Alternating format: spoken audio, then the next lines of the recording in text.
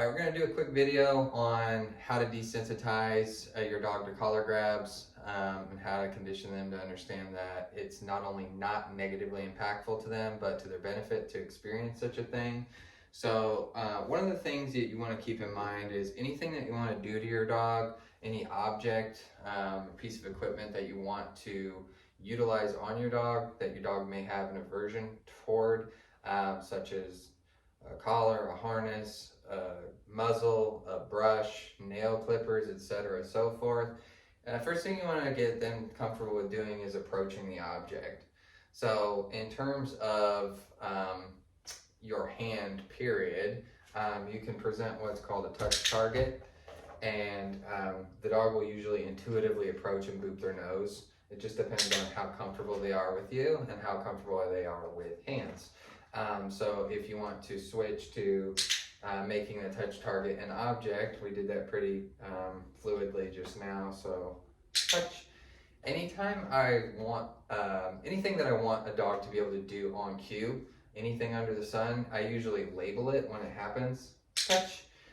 So they have a better context for it in the event that I cue them to do it spontaneously on the fly. In the future, they're more likely to do it. Touch. All right, so in terms of that kind of thing, you may have to put it on the floor, like with a muzzle.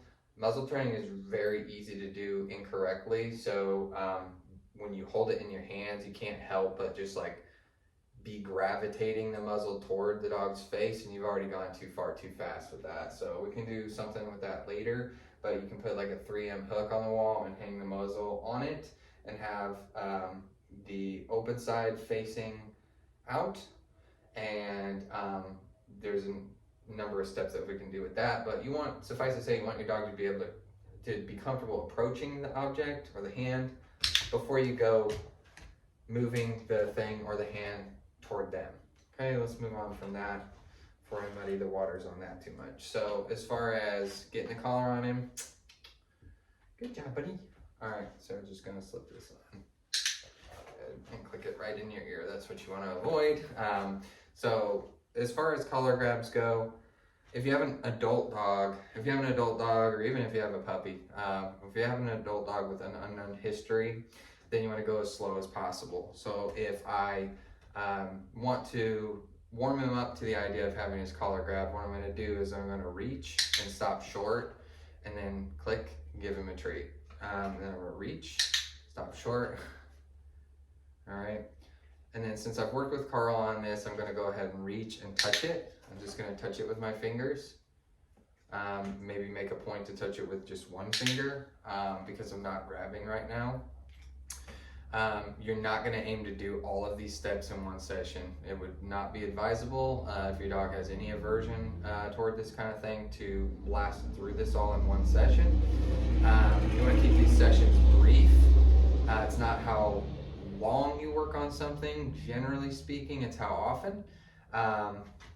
Good job, buddy. Thank you. Good sit. So we're gonna reach and grab this time very lightly. So I'm gonna reach and grab. You see his ears go back. So watch your dog's body language, but again, he is very comfortable with me in general. So, but he might have doubts about what my intentions are. So I wanna make sure like I'm being observant of that. So I'm gonna reach. Are you wanting to lay down? I know, you can lay down here in a second. Whoa! Good sit. All right. So again, we're gonna reach, grab. Good. Let you chew. Reach, grab. All right. If you're using a clicker, you wanna. It's good to practice with both hands for this. I'm just going to do my right hand for right now because I want to keep this video short. It's already a little bit longer than is probably productive, but practice with both hands.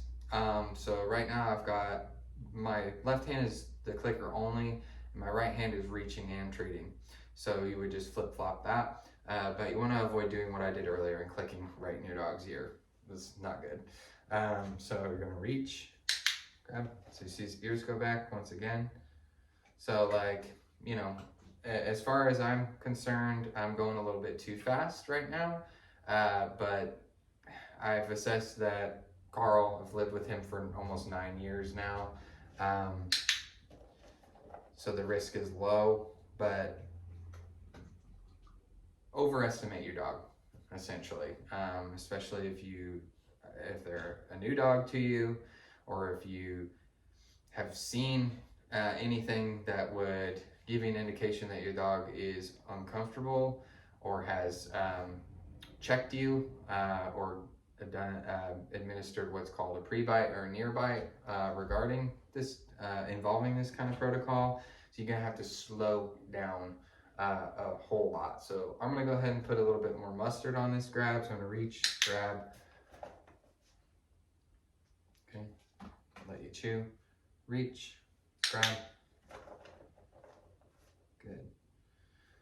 All right, so now the next thing I'm gonna do is I'm gonna reach and I'm gonna pull a little bit. So I'm gonna reach, pull, and again, I just wanna be very clear. This is something that I would like to avoid. There's much better ways of getting your dog from point A to point B, including the touch target. So like if my dog is up on the couch, then you can use the touch target to, like if you get them excited and comfortable about doing that behavior in a vacuum, then you can apply it to when they're in a different location like that. So I'm gonna reach and I'm gonna pull in a little bit.